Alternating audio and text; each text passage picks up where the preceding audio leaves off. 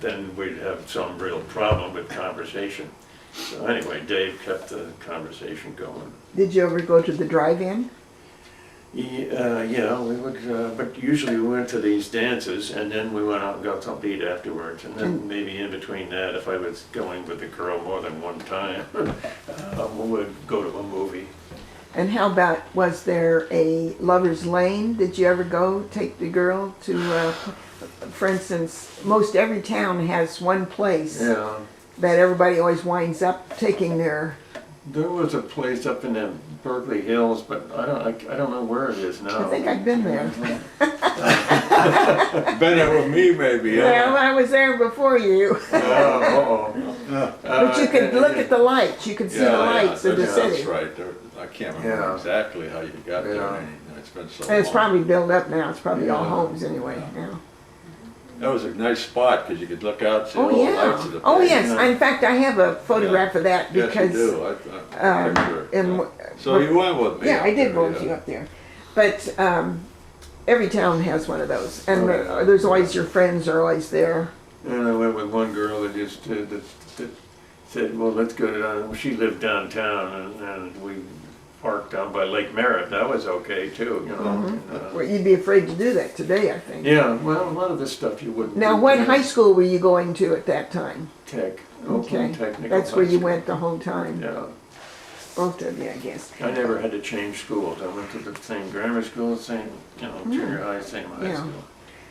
This is maybe off the subject. I mean, it has nothing to do with Oh, it. You know, university. I had the option to go to University High. Yeah, I Because it remember was the last year before they Yeah. closed it.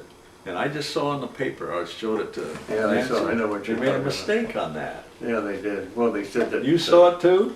They said the high school is in the same location where it's Children's Hospital. Right, you know, exactly. you know. That's not Well, accurate. somebody told them that. Yeah, That's, yeah. this is, Yeah. what Paul's talking about is a series, the Tribune and the affiliated papers are running on Sports. Yeah. athletes that have come from this local Bay Area Yeah, schools. yeah. And they mentioned University High, which was about 2 blocks from our house, but closed down the year after. Paul could have gone there, right? Yeah, and I remember sitting in class and the university, I had the option. I decided I'll just go with, most of my friends went to Tech, so I went to Tech Yeah. because of that. Oh, would have But been then I nice. was sitting in class and the kids were driving in cars, we want uni. They had signs, you know. We want uni. They didn't want university. but then it changed, didn't it go to, what did it change Merritt to? Business School, it had a lot of, No, it it was changed. Oakland JC first, Oh, because okay. I went to Oakland JC. Yeah, I took a class or two there too.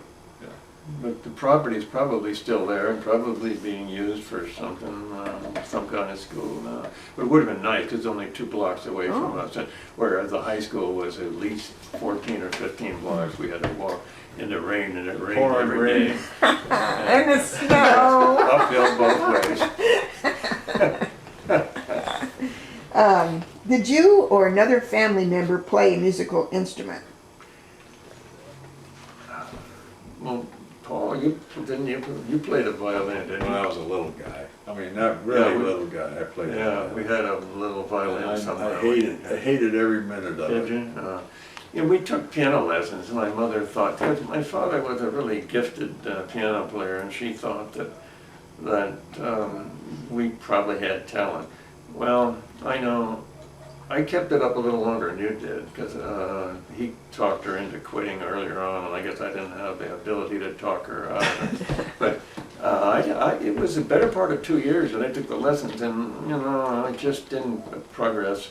She, at one point, the teacher called my mother up and said, you really ought to save your money. This kid is just, I'd never ever been sorry that I took the lessons, because I can read the notes on it. I mean, if I wanted to today, I'd never be a great piano player, but I could figure it out. I have a book over there, I'll show you. Yeah. Probably a good book for you. Oh, you were Yeah, I've been, doing yeah. every now and then you get over there. It's how to play when you don't know how to play. But there's things to do in life, and I got a keyboard a few years ago, and I was going to reteach myself, but I don't have I love music, but I just don't have the gumption to, there's other things I'd rather do, I guess that's it.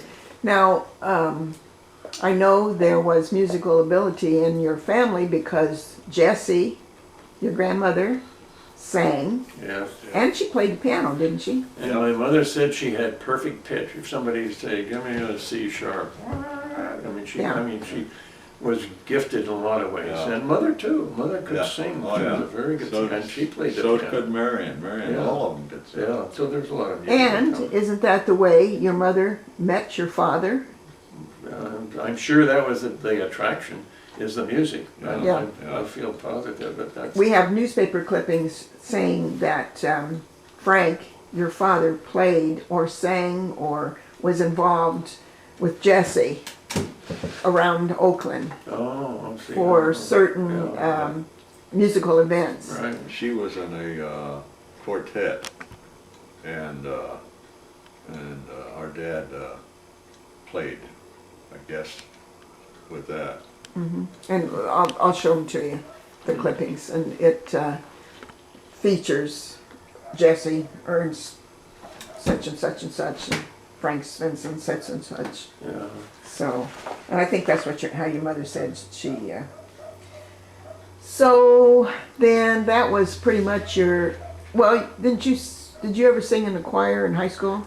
Yeah, I sang in an a cappella choir. It's Yeah. the one that Paul, I guess I got in because you didn't just say I want to belong. I think that because I was Paul's brother, they let me. I mean, it was a very good a cappella choir. I mean, they sang in a lot of different venues, and Yeah. it was Yeah. really, really worthwhile. I had to get out of it in my senior year because I wanted to take drama, and that required the same class time as the choir, so that didn't work. But yeah, I really liked it. What kind of music would your parents listen to? Would your mother listen to, or grandma listen to? I don't know about grandma, but mother listened to. We would call it highbrow music, but it was as some of it Classical. really classical. Yeah. I know she had Gilbert and Sullivan, you know. Yeah, I remember which that. we always thought was really goofy. But, Yeah. You know, but you know, if I listen to that today, I think I can see something to it. That, Yeah. Sure. It was probably the rap of the day. Yeah. Maybe it was something like you say. It's protest music or something. Yeah. So when you were by yourself, what would you listen to? Just whatever was popular. In those days, it was a tight, music business was tight, I think, and they had only so many singers of so many types. I mean, it's not like today where anybody can come out of the woodwork. You had to, I don't know, there were so many singers that sounded like Sinatra, 2 or 3 or 4 that had that kind of a style, and nobody else seemed to be able to get in. And so many female singers, and I mean it was. That's what. In our high school days, it was jazz. Really, we liked jazz. Yeah. I mean, I used to go to performances. At, Yeah. The Jazz at Fox the Phil. Oakland, Lionel Hampton. Yeah, and I did that too. We liked Duke Ellington. I saw Earl Bostic. I thought he was really good. I mean, some of these things. What else? And there was a couple of years there where I listened to R&B. You know, it was kind of a new thing, and I thought this is really. Well, one of the programs that I used to like to listen to was Don Barksdale's, Yeah. and that came on usually at midnight. Yeah. And we'd be out roaming the city or whatever we were doing, and we'd have that on. Don Barksdale was, I didn't know at the time, but he was a pretty good basketball player. Yeah. What sort of magazines and books did your family like to read? Well, I like sports stuff. but that's really all. Did your You know. mother have a subscription to any magazines? I don't know. I don't remember her having. She might have had them, but they didn't interest us, whatever it was, I can't remember. But she was always up to date on everything that was happening in the world, and we always took a newspaper, and we always knew, you know, what was going on. I didn't necessarily read except the sports page when I was younger, anyway. And but you know, we discussed things, you know, politics, even. Did you have any favorite books? When I didn't read for pleasure at all until about halfway through junior high, when the teacher made us go to the library and pick out a book. I picked out a book by John R. Tunis. This guy wrote a book called, I don't know, I've since read everything the guy wrote, but I thought this guy, when I read this book about sports, they were all about sports, and I thought when I discovered what you could get out of reading, I was amazed, and I was. I'm not saying that I've been a great reader all my life, but I've always have read ever since then, and I like to read all kinds of different things. But this guy Tunis got me started, and I went online recently and checked out, and that book is still, you can still find that book. One is called The Kid from Tompkinsville. It's probably a really corny if you were to read it now. And the follow-up was a World Series, where this team got into the World Series. And a lot of other books, and they all had a moral, and usually was a racial moral or something like that. It must have been, I mean, for you to remember the author and the book. Oh yeah, It was never very forget. impressive. Yeah. Did you have a pet? Well, we had one pet, and that was Skip. Skippy, this dog. Actually, he was really Paul's dog, you know, if you get right down to it. I don't know. I think he was both of ours, but if we both called him, he'd go to you. He didn't want to offend anybody, and he would do anything to keep from being, you know, from getting anybody mad at him. But if he had to make a choice, he'd go to Paul. I don't know why, because Paul always kind of, not always, but you gave him a bad time more than I did. Oh, I'm just playing with I know, but he was a good dog, really was. Do you have any stories about him roaming the city? I don't know if you want to put it on that. Why? I think he had puppies all over Oakland. In Well, those days, they didn't make a big deal about neutering dogs, you know. no. So he was pretty active. I know that. And Well, I remember sitting in school and looking out the window, and he'd be out there in the yard, and he'd be hopping some dog right out in the yard, and kids. Oh, jeez. Oh, bad dog. move a little closer. What about when you said that he wasn't supposed to cross?